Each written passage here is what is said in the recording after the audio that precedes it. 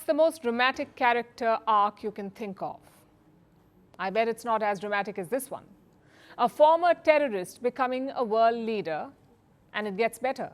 That same leader being hosted by the country that tried to crush him. It won't even happen in Hollywood. It can only happen in geopolitics. The character is Syria's new leader, Ahmed Al-Shara.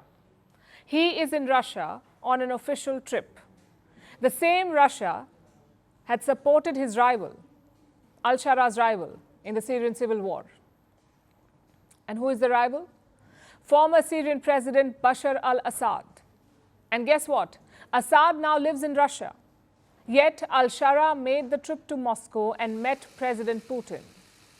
He says he wants to redefine ties. Much of Syria's food supply relies on Russian production, and numerous power stations depend on Russian expertise. Many strategic and political relations, both regional and international, are closely linked to Russia. We respect all past agreements and this rich history, and we are working to redefine the nature of these relations. Well, redefine is a good word.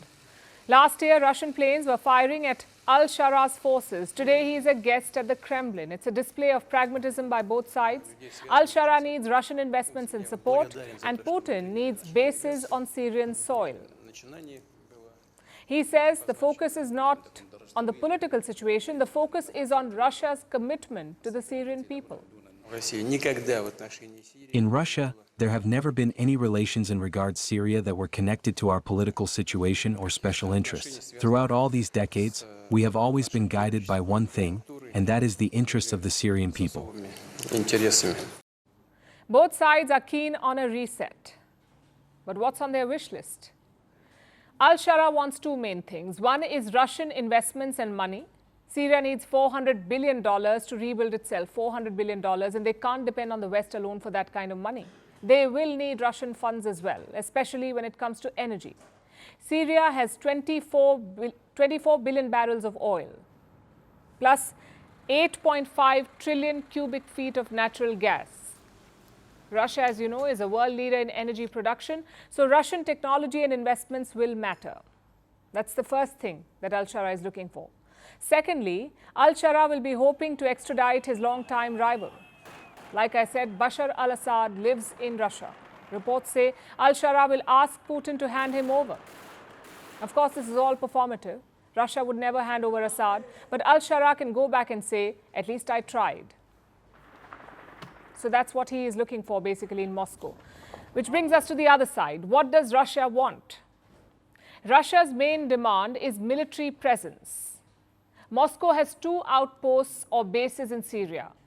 One is the air base at Hmeimim, and the second is a port at Tartus. Russia has scaled back its presence at these bases, but even today they have a foothold.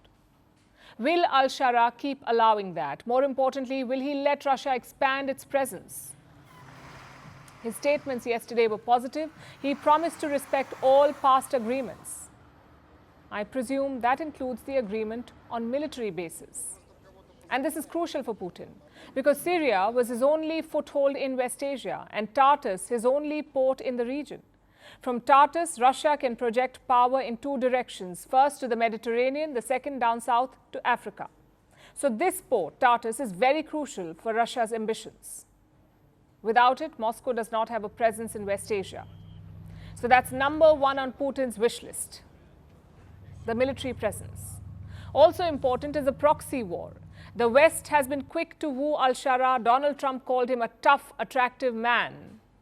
There's also talk of Israel and Turkey creating buffer zones inside Syria, so Putin is pushing back. He does not want Syria to become a Western proxy. And for that, the Russian leader is realigning himself.